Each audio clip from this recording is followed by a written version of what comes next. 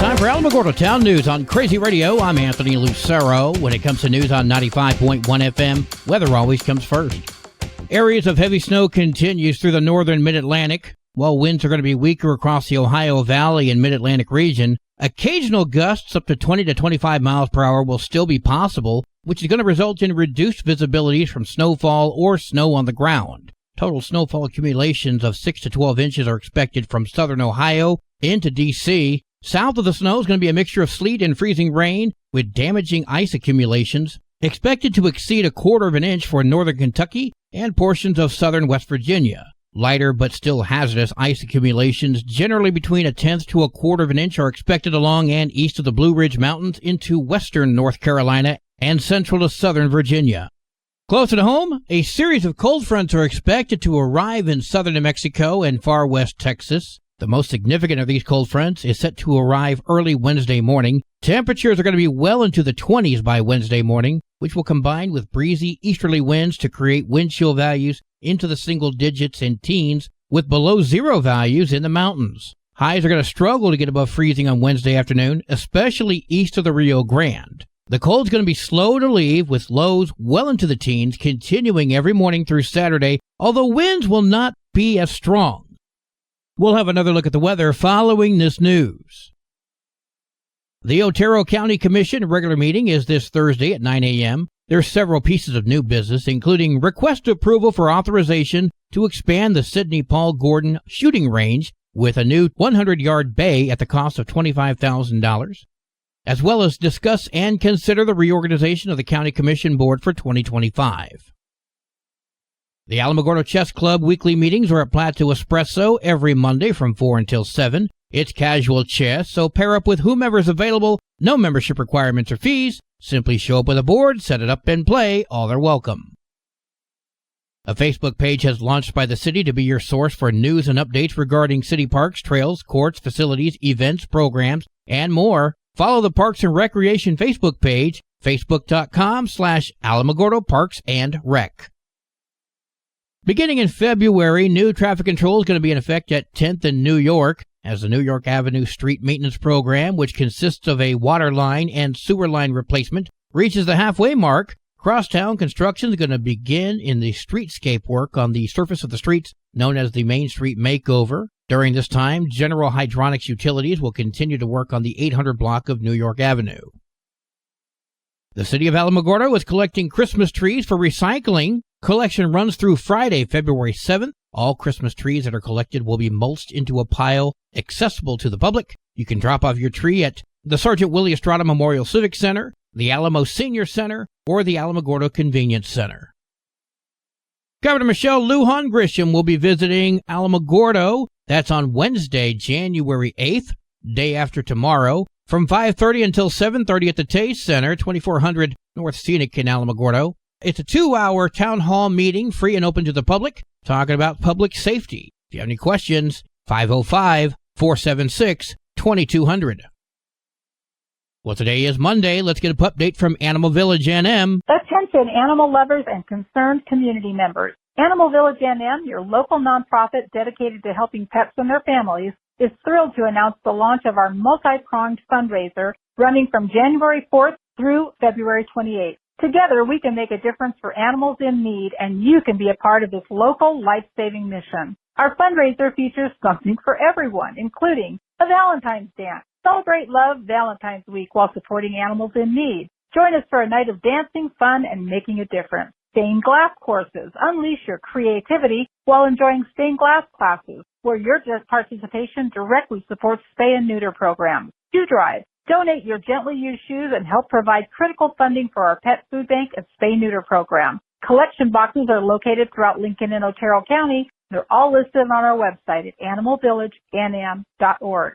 Wolf Tracks Dog Walking Fundraiser. Walk your dog year-round and support animals simply by using the Wolf Tracks app. Every step counts towards saving pets and keeping families together. GoFundMe campaign. Can't attend our event? Donate directly online and support spay-neuter surgeries, disaster relief, and pet food distribution. We're also excited to announce the launch of our Animal Village NM Senior Singles Dating Club. The donation-based initiative is perfect for senior singles in New Mexico to share a love for animals. make new connections, join fun events, and support our mission, all while helping pets in need. Donate. Every dollar counts. Your contribution directly supports spay-neuter programs, pet food banks, and emergency animal assistance. Volunteer. We're looking for passionate community members to help with events, do collections, and outreach. Participate now. Attend our dance. Sign up for a stained glass class or log your dog walks with Woof Track. Animal Village NM has been serving our community since 2007, helping over 10,000 pets, spay-neuter programs, and distributing thousands of pounds of pet food to food banks every year. But we can't do it without you. Help us help more in your community. Our spay-neuter copay is now only $35, so low-income pet owners can register with us at the White Sands Mall every second Tuesday of the month, 11:30 to 1, just inside the entrance at the White Sands Mall. Visit us on Facebook, Instagram, or at animalvillagenm.org to learn more, sign up, or make a donation today. Together, we can create a brighter future for pets and their families because they love us. animalvillagenm.org. Check us out now. Join the movement. Save lives. Support Animal Village NM. The website's animalvillagenm.org, and we are on Facebook and Instagram. So join us today. animalvillagenm.org. News from around the state in just a moment. This is Alamogordo Town News on Crazy Radio. I'm Anthony Lucero. Local news from local perspectives, from local voices. AlamogordoTownNews.org. Local sports, local events, and local happenings and more. Nonprofit owned and operated by Second Life Media. We are Otero County. AlamogordoTownNews.org. Heard daily on Crazy KALH Radio 95.1. Directory Plus is the right size book. It's the book if you need a phone book. That's what just one person has to say about Directory Plus. With its red cover, features, colorful yellow pages, and lots more, it's no wonder people all over use Directory Plus. It has so much more information. You can cross-check phone numbers or addresses or pretty much anything. Look on the plus side, Directory Plus. I'm a big fan of Directory Plus. For those who don't believe it, human trafficking is happening in the land of enchantment. A video was shot in Albuquerque of 3 girls with barely any clothes on soliciting sex from drivers. One of them is a 14-year-old, and she told police she was forced to do this by Roderick Norseweather. Albuquerque police officers arrested him, as well as Tahani Johnson. That happened on Friday, and they were picked up for human trafficking. The girl told police she was threatened and forced to give the money she made to Norseweather. State Representative Marion Matthews told KOB she wasn't shocked when police made these arrests. I'm not surprised because this is a far more common crime than one would expect. Secondly, I'm saddened that because it's such a heinous crime. And third, I'm angry because we need to protect our children. The 14-year-old told police the group came from California. Norseweather picked her up for a date and forced her to start working the streets in September. Stories like this is why House Bill 116 popped up last year to strengthen New Mexico's human trafficking laws, but it didn't pass because lawmakers simply ran out of time to get it done. But that did give them time to revamp it. In the revamped law, the age of child prostitution has been raised from 16 to 18 with increased penalties.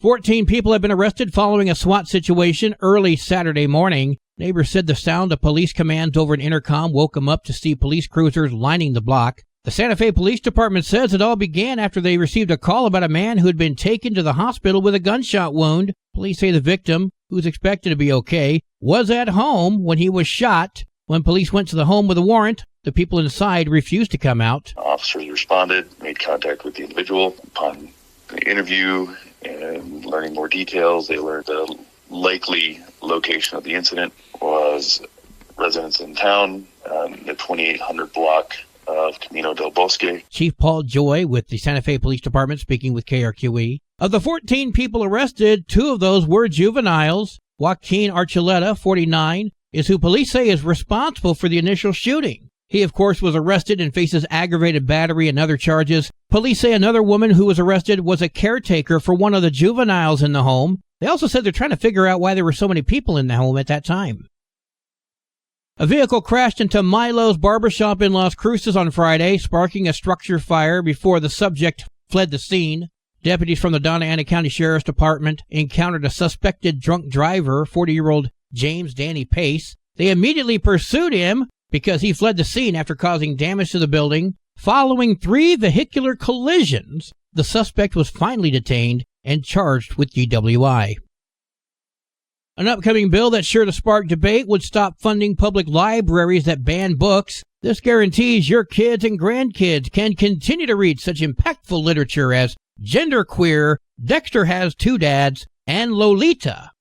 New Mexico House Representative Kathleen Cates spoke with KRQE. This bill is about protecting our librarians so they are not attacked for political or social change reasons. The bill almost got all the way through the state legislature last year, but failed to pass as the 30-day session came to a close. But Kate says she's once again introducing that legislation with a few slight changes aimed at making sure public libraries don't ban books. Making sure that we are protecting parents' ability to make choices for their children on their own and not the government making those choices for them. I don't know. It sounds like you're doing exactly the opposite to me.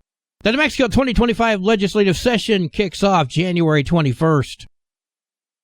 Governor Michelle Lujan Grisham is once again demanding action from lawmakers to do more to fight crime in New Mexico. I would say a good place to start is by having a governor who didn't release violent felons from prison and maybe have law enforcement assist Border Patrol in ridding the state of illegals. But that's pretty radical, right?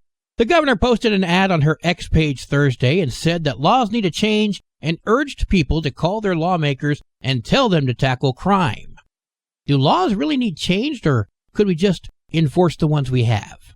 Benjamin Baker, Public Safety Policy Advisor, spoke with KRQE. We want to make sure that those voices are heard and that the constituency's concerns and the real life struggles that they're enduring are brought to the forefront so that these very important problems can be addressed. The governor says she's going to try to pass crime-fighting bills once again. Republicans say they're on board and say Democrats keep killing the bills. Norovirus is a contagious illness that increases in outbreaks from November to April every year. The New Mexico Department of Health reports that since December, there have been 5 outbreaks in the land of enchantment. Nancy Laster, the chief nursing officer at Loveless Hospital, told KOAT that typically there's 10 to 20 a year. Anecdotally, we've seen more cases coming in with nausea, vomiting, diarrhea, headache, and even with staff. Right? With people who are staffing in the hospital, we were having more call-outs potentially because of those things. The CDC says most people get better in just 3 days, and you can get that virus from touching a contaminated surface, or being around someone who's sick, or eating or drinking something contaminated. And you typically don't start feeling the symptoms for 12 to 48 hours. And there is no treatment or vaccine. Just deal with the symptoms. Hand washing is number one for norovirus. And interestingly, it isn't killed by hand sanitizer, which is good for so many things. You really have to use that good old-fashioned running water and soap. The CDC says there's about 2,500 outbreaks every year in America. Sports and weather are next. This is Alamogordo Town News on Crazy Radio. I'm Anthony Lucero. They are role models and educators. Their work requires a great deal of time and energy for very little pay. Who are these unsung heroes? Thanks, Coach. Thanks, Coach. The simple truth about education-based athletics in New Mexico is this. Without a committed team of coaches and administrators, they just wouldn't be possible. School sports, they bring out the best in all of us. This message presented by the New Mexico Activities Association and the New Mexico Athletic Directors Association. There are 8 games for New Mexico girls basketball today, including Clovis at Carrizozo, Mescalero at Ruidoso. There's 9 games for New Mexico varsity basketball. Cloudcroft heads to Carrizozo, Lordsburg at Cliff, and Mescalero heads to Ruidoso. Your Crazy Radio spot-on weather forecast for the Tularosa Basin today calls for partly to mostly cloudy skies, partly cloudy tonight, partly sunny tomorrow, winds gusting up to 18 miles per hour. Your high today in the basin, 51, low tonight of 24, wind chill's going to make it feel like it's 17, high tomorrow, 46 degrees. In Cloudcroft, partly to mostly cloudy skies today, partly cloudy tonight, winds gusting up to 14 miles per hour. Partly sunny tomorrow, winds gusting up to 22. Your high today in Cloudcroft, 36. Wind chill's going to make it feel like it's 9. Low tonight of 15. Wind chill's going to make it feel like it's 3. High tomorrow, 29. Wind chill's going to make it feel like it's 2 degrees. Don't forget about your pets, pipes, and plants. Local breaking news can be found on our website, alamogordotownnews.org, and learn more about Crazy Radio by visiting kalhradio.org. Also check out the Crazy KALH Radio YouTube channel. That's where we post our daily newscasts, complete interviews, and other information which concerns everyone in the Tularosa Basin. Be sure to give this video a like and subscribe to our channel if you've not done so already. That way you too can remain informed of the goings-on in the Tularosa Basin. And that concludes this Monday edition of Alamogordo Town News on Crazy Radio. I'm Anthony Lucero.